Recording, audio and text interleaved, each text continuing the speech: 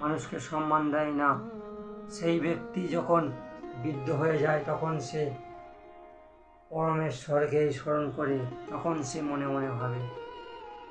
তাই কিছু জিনিস আছে চিরকাল থাকে না, কারণ সেই জিনিস যদি চিরকাল থেকে যেত তাহলে বড় বড় অসুর তারা জীবনে কোনোদিন মৃত্যুগ্রহণ করতো না। অহংকারের জন্য রাবণের মৃত্যু হয়েছে, কারণ রাবণ তিনি ভাবতেন যে আমি 10 মাথাধারী সোনার লঙ্কাধারী আমি রাবণ।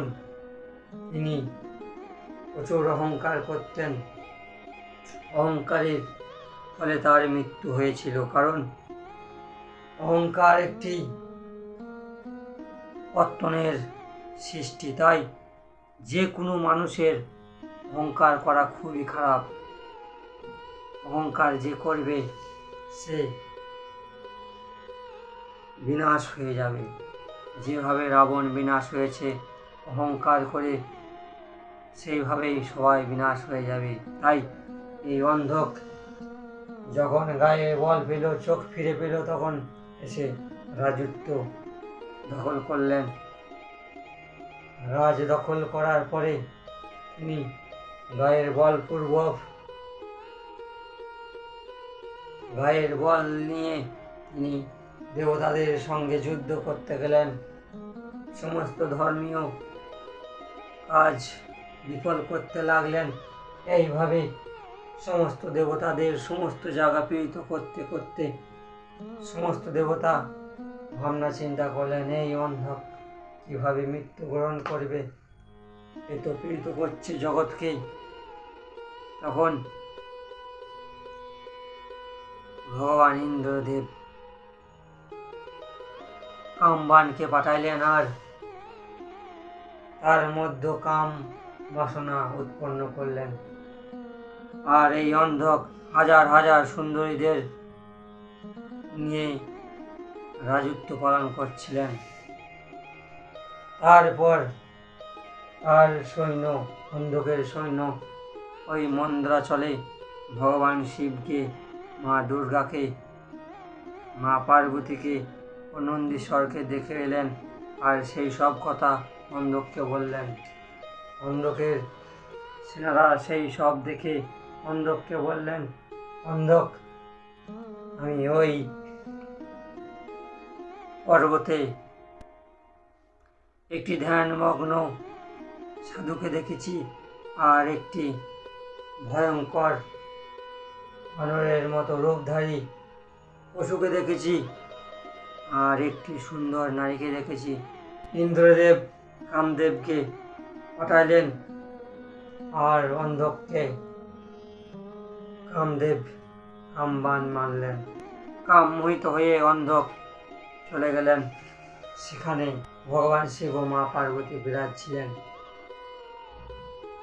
আর সেখানেই যাওয়ার পর ভগবান নন্দীশ্বর অত্যন্ত ভয়ঙ্কর যুদ্ধ করলেন ওই অন্ধকের সঙ্গে, আর নন্দীশ্বরকে আঘাত করে মূর্ছিত করে দিলেন অন্ধক। ভয়ঙ্কর যুদ্ধ করলেন ভগবান শিবের গণদের সঙ্গে, মা দুর্গা পার্বতীর গণদের সঙ্গে।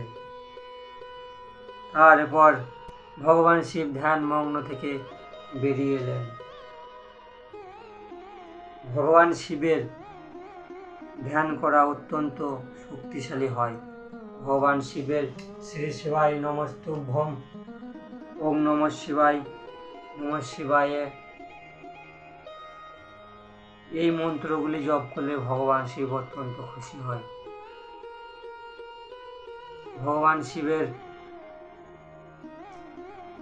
1 লক্ষ করবী ফুল দিয়ে পূজা করলে ভগবান শিব তার রোগ হরণ করে নেয়, রোগ থেকে মুক্ত হয়।